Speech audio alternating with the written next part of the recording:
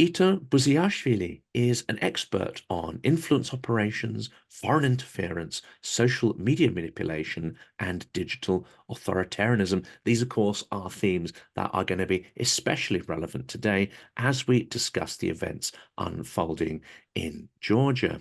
Eto also currently works as a research associate at the Atlantic Council.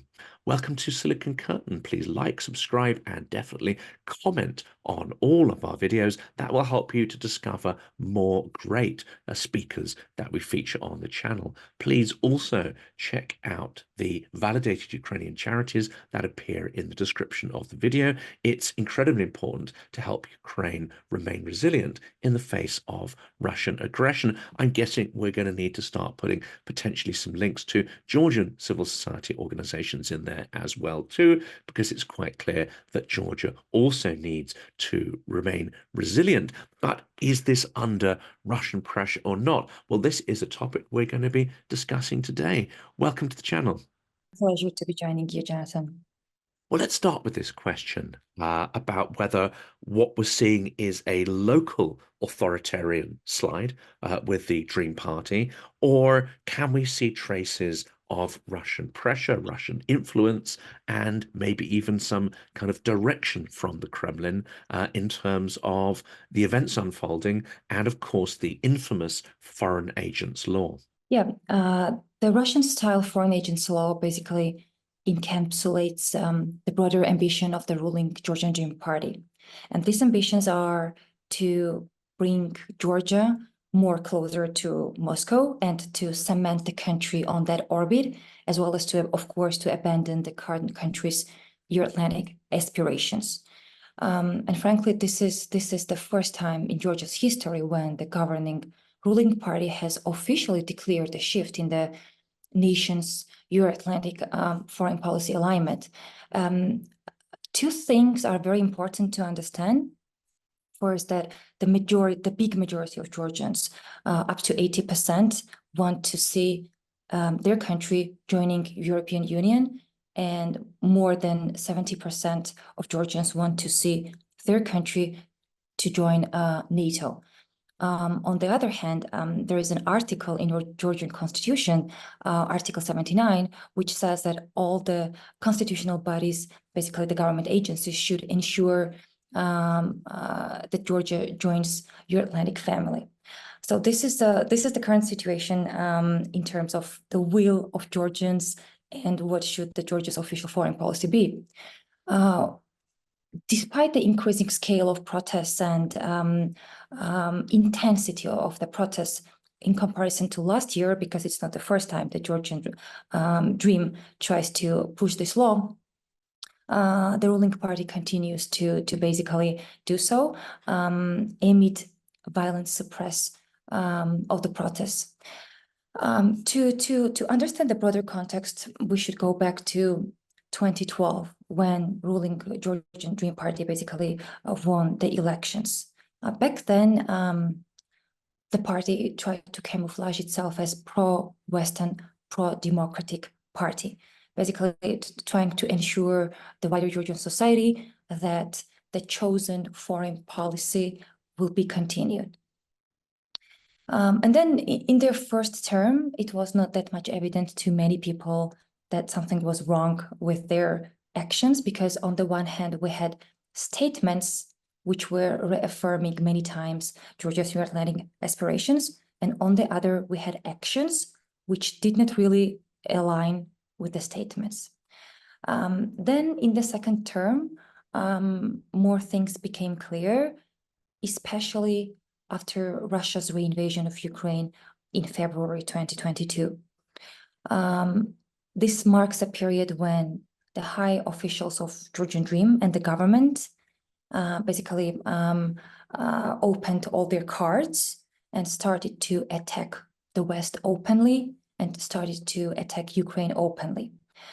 There were many, and I guess we will have time to elaborate on the narratives and information operations, but basically what we saw following the reinvasion of Ukraine was that the blame of the West, that the West is to blame for Russia's war in Ukraine, and that the Georgian Dream Party was trying to prevent the second invasion of Russia in Georgia.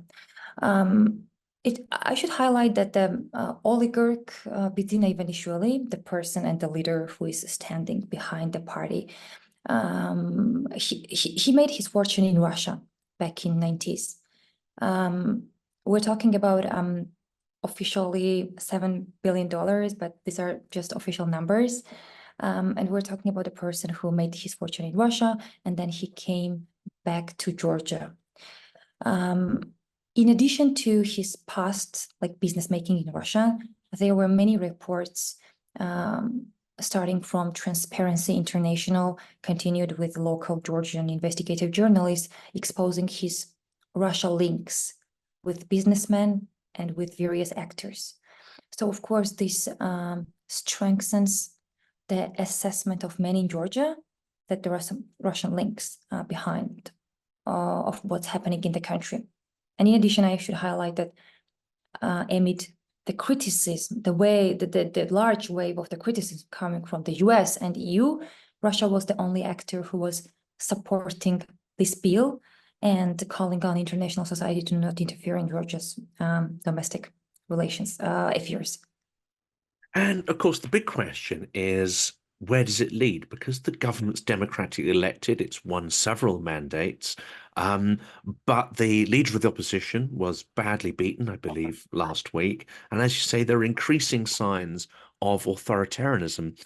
Do people have a general sense or even a fear of where this is going? Because one of the propaganda narratives, of course, that came up in Ukraine is that Yanukovych was democratically elected. This is a coup against democratic government, etc.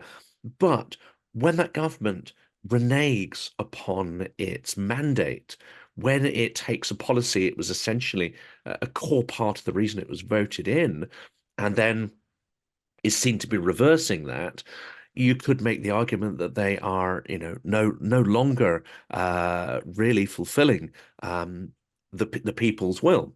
But it's a very difficult question, isn't it? Because propaganda makes huge use of this idea that, and they did this in Ukraine as well, that this is a coup against a democratically elected government. It's a color revolution. We know the kind of narratives. What do people feel about this? And then we'll come on to the second part of the question. Do we see this propaganda starting to emerge? Sure, it's a very important question for the Georgian context because we've been observing years-long influence and propaganda efforts, not only from Georgian Dream side, but also directly the actors directly affiliated with the Kremlin as well as the Kremlin officials. And their aim was to prepare the context for this moment. I mentioned Russia's reinvasion in Ukraine and why it was very important for Georgian context. Starting from that period, one of the main disinformation narratives that emerged in Georgia was that the West, as well as Ukraine, were working together or maybe separately to drag Georgia into war with Russia. This narrative was pushed by anonymous social media accounts into Georgian information space on Facebook, on Telegram, etc. But more importantly, this narrative was pushed by the high-level officials of the Georgian Dream Party. In 2022, there happened a major shift in Georgia's information space. If before those were the openly pro-Kremlin political parties, pro-Kremlin far-right groups, or individuals who were attacking the West openly and blaming that the West wanted the war in Georgia, what happened in 2022 was that the Georgian Dream basically took this role from the openly pro-Russian parties, and they became the major actors pushing all the Kremlin disinformation narratives into Georgian information space. So we saw emergence of the narrative that the West was trying to drag Georgia into war. And this is a very important narrative because Georgian society, of course, remembers the trauma of 2008 war when Russia invaded Georgia. And of course, nobody wants to see another war in the country. And then, and of course, they are trying, the ruling party is trying to capitalize on the fear of Georgian society that if we do not appease Russia, if you are going towards the West, this will mean another war in Georgia, same to Ukraine. So concurrently to this narrative, there not emerged, but re-emerged another narrative which claimed that the West, as well as the Western-funded NGOs in Georgia, are trying to organize the violent overthrow of the government, akin Euromaidan in Ukraine. This narrative is not new in Georgia. Every attempt of pro-democracy demonstration in Georgia, basically every demonstration which was anti-government or the government did not really like, everything was camouflaged as a revolution attempt by them, and the aim is very basically very clear: to delegitimize every democratic movement and every fair critics of the government. This narrative not only was pushed by far-right groups and other pro-Russian actors, but State Security Service of Georgia back in September 2023 brought this narrative to another level when they officially blamed the USAID for organizing for financing the organization of violent overthrow of the government. So I really want to highlight the scale of the influence efforts and information operations targeted at Georgian society. There are social media accounts which are pushing these narratives. There are Kremlin statements coming out of Peskov, Lavrov, etc. There are statements from Georgian governments. And then there are, I don't know, the websites and other affiliated actors, basically all of this machine trying to tell Georgians that if there happens in October parliamentary elections that opposition wins and the ruling Georgian party loses and people come to protest, this will be all illegal and illegitimate. So they are basically preparing all this ground to declare every protest during October parliamentary elections as an illegitimate. And last but not least, I mentioned far-right groups, and maybe we can elaborate on them later in our talk, but they used to play a very important role in the government's efforts to bring Georgia to distance Georgia from the West.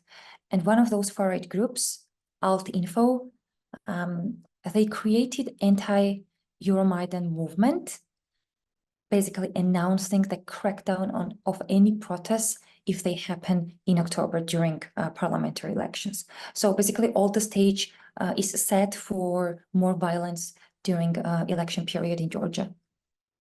And we've seen some of that violence already unfolding. As I mentioned, the leader of the opposition has been beaten quite severely, which I think be interesting to hear your opinion, but that would be a shock, I'm sure, to Georgian society. We've also seen undercover thugs, people not necessarily in police uniforms, on a small scale so far, but inflicting extreme violence against protesters. Now, if this unfolds using the typical Kremlin playbook that we saw in Kiev, then we would expect this violence to actually increase significantly. Do you think that will happen? And what is the risk for the Georgia Dream Party in terms of, losing its mandate with the people if it resorts to extreme violence? I believe that what we're seeing currently is that ruling Georgian Dream Party is making clear to Georgians as well as the Western partners that they are all in, that basically they are not going to back, and they will pass this law no matter domestic or external pressure. This was one of the elements, or this was basically one of the main pillars in oligarch Bidzina Ivanishvili's speech a couple of days ago when he addressed the nation, and basically said that he mentioned Ukraine's former pro-Russian president Yanukovych, saying that he is not Yanukovych, and the way that Ukrainians succeeded in Ukraine back then in defending their European future, this will not happen in Georgia. This was one of his main messages in his speech. So basically, we know that the intention is to push this law as well as implement all the subsequent authoritarian style crackdown. He basically announced the Soviet-style crackdown on dissent. He mentioned that after the elections, there will be moral and legal consequences for collective, basically people who are against Georgian Dream and critical voices. So we know that the intentions are serious, and we know that the Georgian Dream is not going to back. But what we know and what we have seen during all these days, it's basically the third week that the protests are not stopping in Georgia, is that the Georgian people are also firm in their statement that they are not going to back either, and they are going to defend democracy and their European future at any costs. So to answer your question, it means that there are more risks that the situation will escalate, and we will see more violence coming out of law enforcement agencies.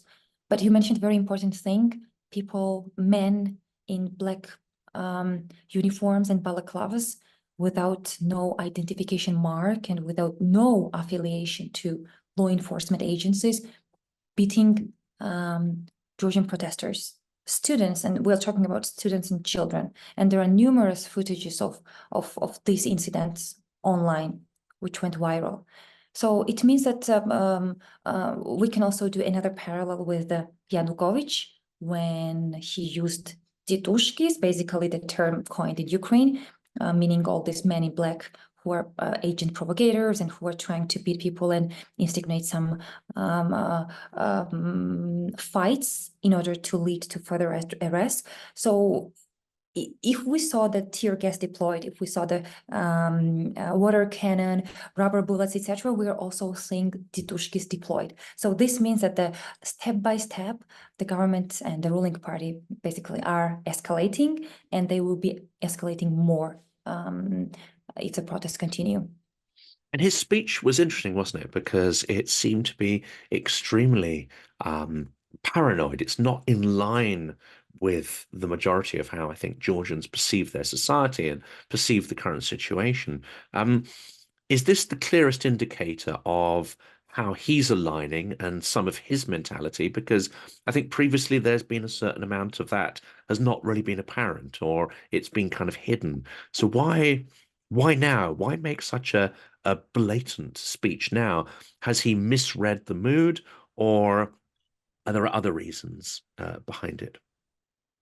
I think Ivanishvili mentioned the answer to this question in his own speech. He basically said that Georgian Dream needs to pass this Russian-style law now, so that there is 3 months or 4 months before election. So their intent is to exhaust civil society, media, NGOs, etc., so that they are de-resourced right now, and they do not have all the resources to defend elections later. So this point was very clearly done by Ivanishvili in his speech. He also basically announced and declared the West as an external enemy and Georgian civil society as internal, saying that they will be faced by all these repressions, not only during the attempt to defend elections, but of course before as well. So I would say that the target is clear: to exhaust civil society and to start announced repressions over the summer. And also it's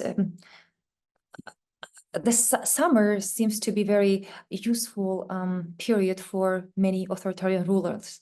It's a season when they are invading other countries. It's a season when they are introducing various repressive laws, because people are oriented on vacations. And I guess that this is another reason Ivanishvili decided to push this law right now. So yeah, I guess that Georgian civil society will be faced with two options. Either they collaborate and stay silent, or they will have to leave the country. And if they will not leave the country, if they do not leave the country, they will be faced with administrative and criminal offenses, as we have seen in many authoritarian countries, in a well-tested and well-played Facebook playbook.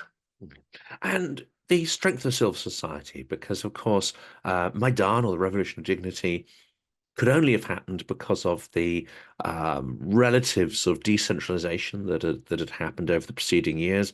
That decentralization is not something I understand that really is part of the Georgian government administration. And whereas Ukrainian civil society got far stronger after Maidan, it already had a kind of threshold strength. So how would you compare civil society strength and self-organization in Georgia to Ukraine? And also this question of NGOs and civil society groupings, many of them do get their money from outside the country because, of course, the understanding is that there's not that much money in the country to be able to fund this. Does anyone see NGOs as being a sort of undue or foreign influence or something negative in Georgian society? Or are they more typically seen as positive? Just in a sense of how, whether this government law is sort of out of line with the majority thinking or not. I'll start with the second question. I really want to highlight that all the donors who are the majority of the donors who are represented in Georgia, starting from USAID, NED, or European donors, they are not only financing the Georgian civil society, but they are also financing the government activities. And this is basically very ironical from the government to claim that those who are receiving the funds from the outside, of course, the West, are basically the enemies of the country. I would say that all the NGOs are doing, and we're talking about, like, I don't know, big election watchdogs, the NGOs who are exposing corruptions. We're talking about those ones who are exposing the wrongdoings. During all these years, of course, the NGOs have been not only paying the taxes, but providing the open declarations of how and where the funding coming from the donors were spent in Georgia. So of course this is not the case.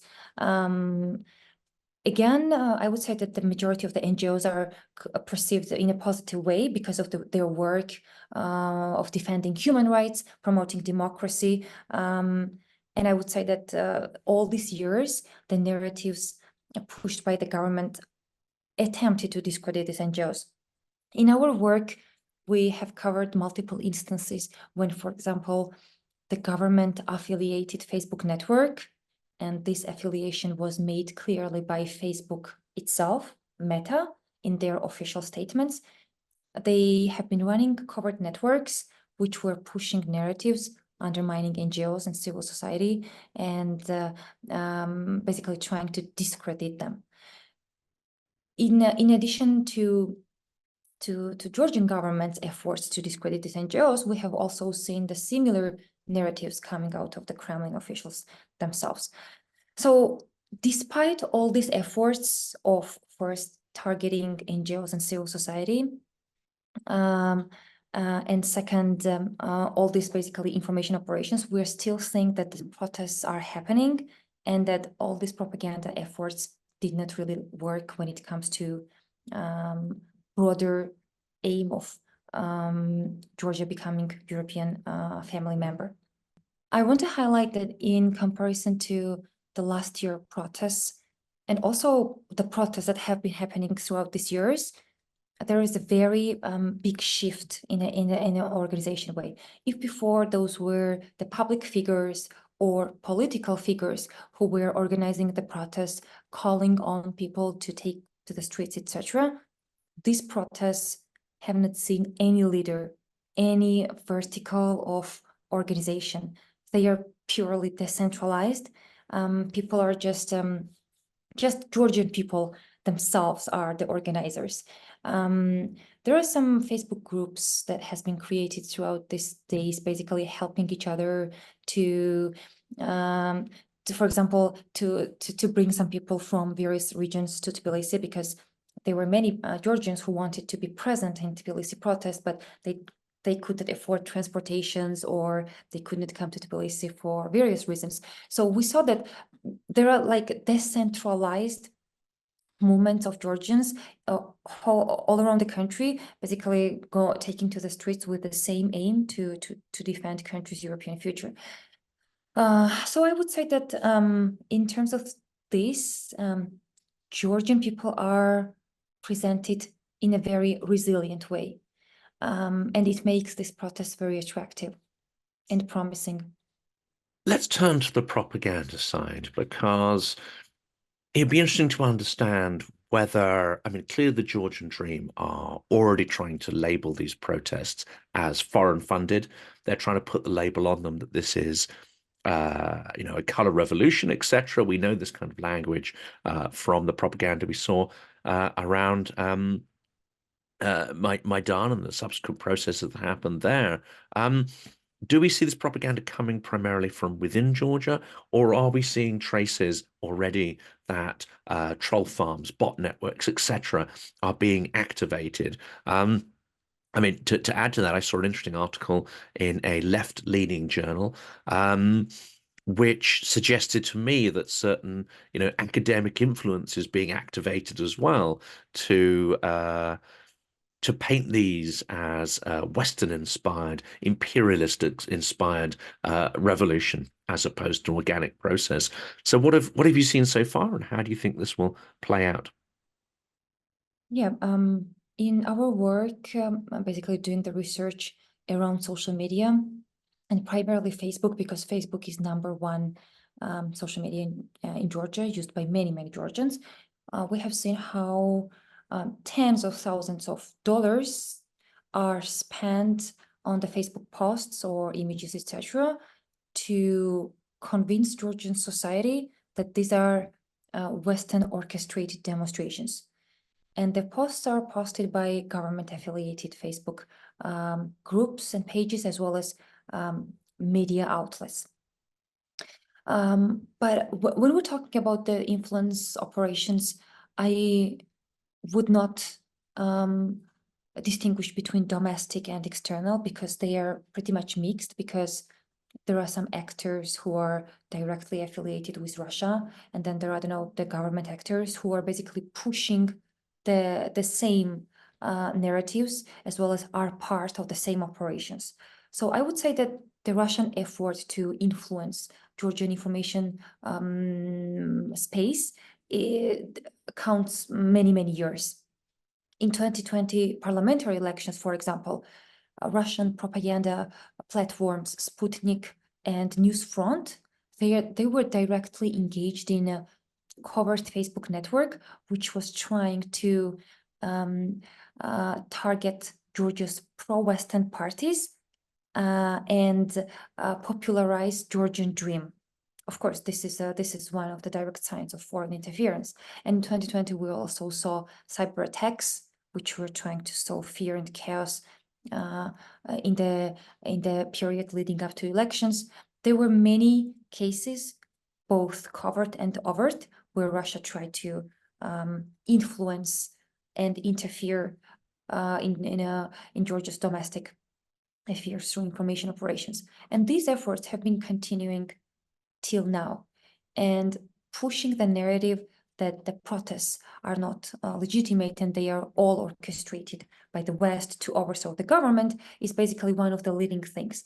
We have saw, for example, how the Kremlin directly, the actors directly affiliated with the Kremlin are pushing this on Georgian Telegram. There are various Telegram channels created to only push the idea that if something goes wrong in October, and in going wrong, I mean if Georgian Dream loses, this means that these people who we were telling you about, that they are Western backed, they will be organizing violent overthrow. So basically, there has been much money put in this, and there are huge networks on both Facebook, Telegram, and as well as other platforms who are trying to create all these pretexts for October election period. This has a curious kind of echo, doesn't it, around the so-called 6th of January in Washington, and labeling Biden's victory as stealing the vote, as illegitimate, as a false result.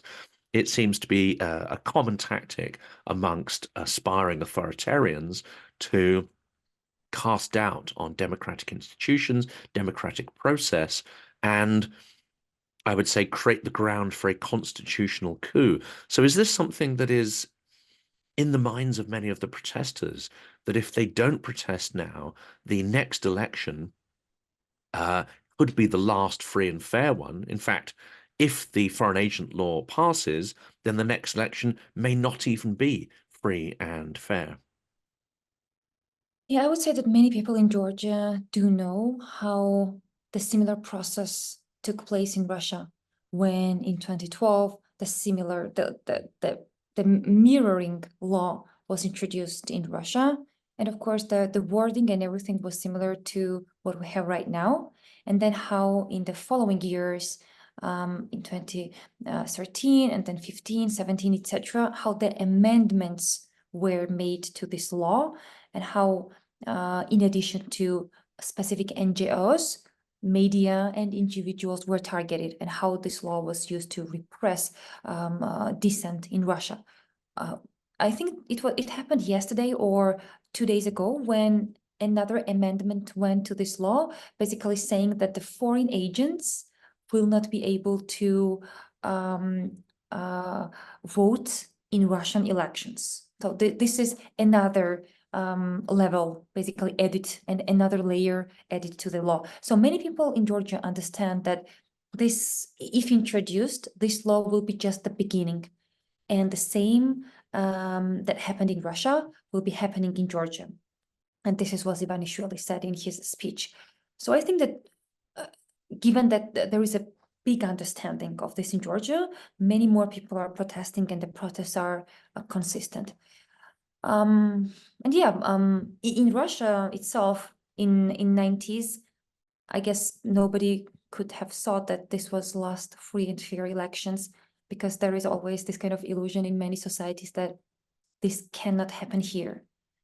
And I guess that Georgians currently is trying to think about the fact that about the thing that no, this can happen here because it happened in Russia, it happened in Belarus. There was an attempt of this to happen in Ukraine, and now we should act. And let's dig into some of the mechanics, because this kind of constitutional coup doesn't happen just overnight. It requires investment in certain things, networks of influence. We saw in Ukraine, we see to an extent in Serbia, Hungary, and other places that actually oligarchic networks, networks of businessmen who are sort of coerced or funded from outside the country play a key role. You sometimes have mafia involved too, and I would say criminal networks. You have politicians and assets who are bought out. There are lots of different things that are put in place before what we're seeing now, which is it's the mushroom that pops up in seasonally, as you say. Summer is the mushroom season of illegal coups and attempts to take over the government. But underneath that, there's this huge kind of network, as a mushrooming network has, of threads and connections which would have been invested in. So do we know much about how potentially Russia or forces aligned with Russia have been investing in Georgian society, politicians, administration, etc., to create the foundations for what we're seeing now? During 2020 elections, there were a couple of reports showing that the Kremlin was directly financing various actors, both political parties and far-right groups.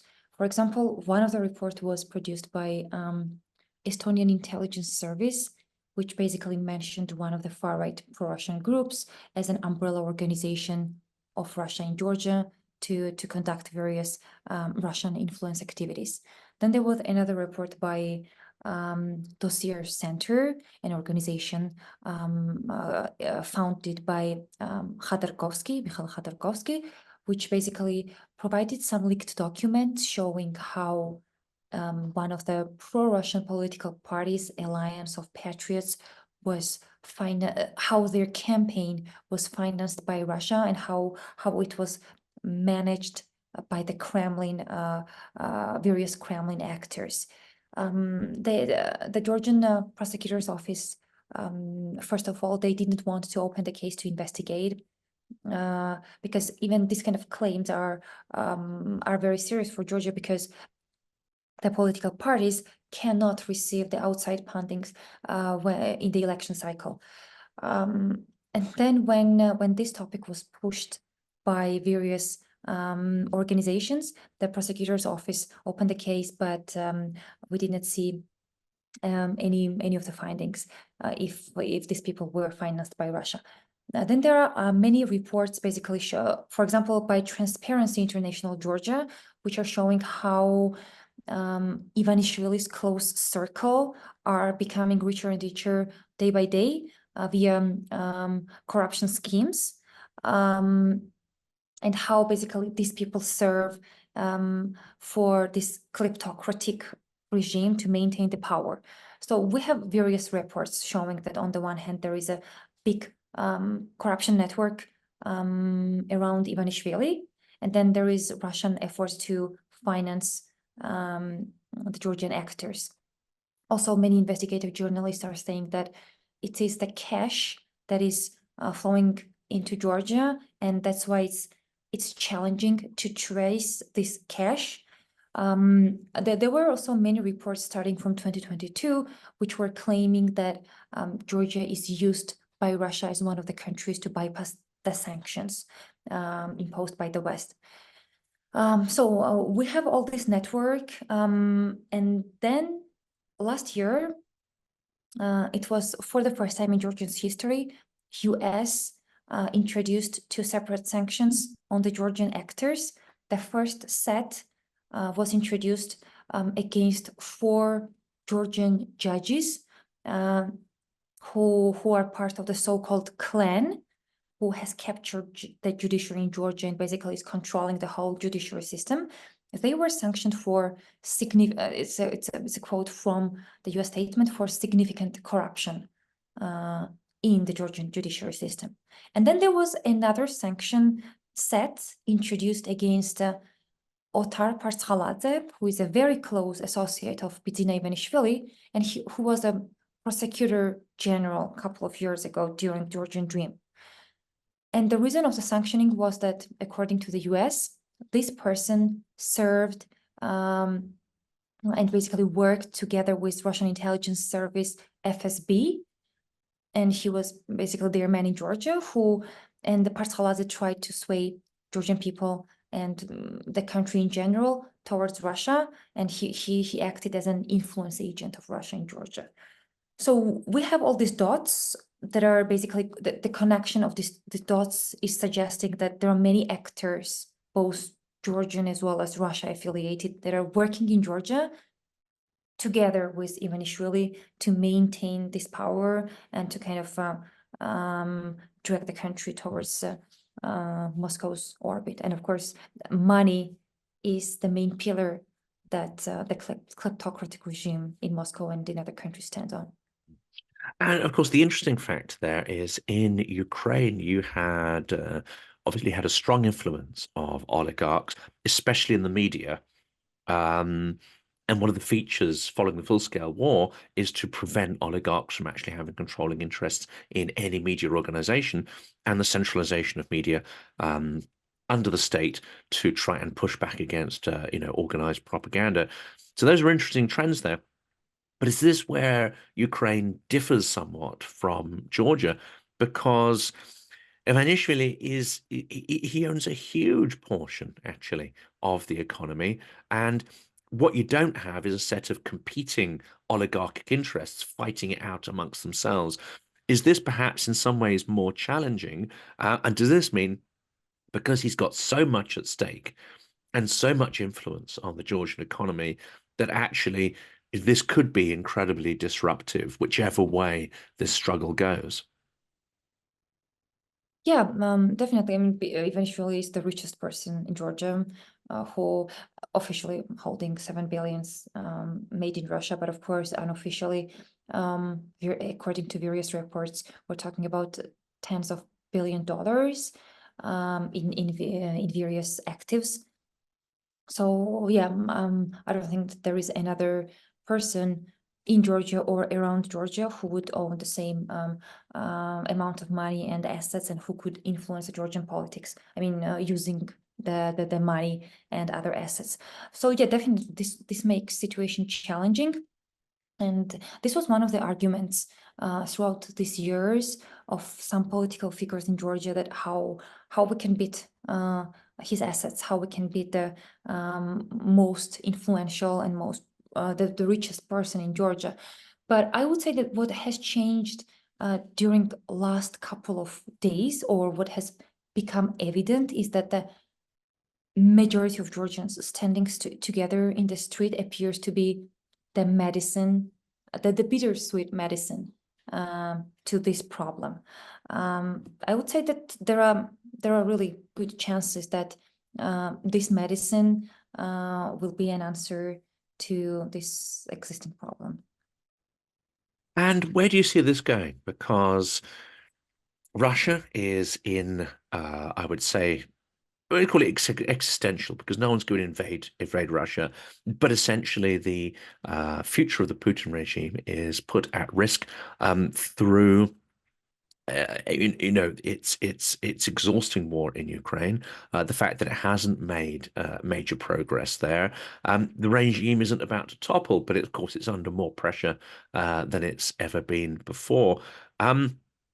If that wasn't the case, would you fear a Russian incursion into Georgia to suppress this situation? Because Russia is low on hardware, low on potentially, trained bodies to perform a kind of 2008 style invasion. Do you think it's unlikely that Russia will try to intervene directly and will carry on, working through its proxies? Might it also inject, thugs, OMON, propagandists, which it did when it seemed that Lukashenko was about to lose his fight in Belarus. And that, of course, unfortunately, turned the tide back towards authoritarianism.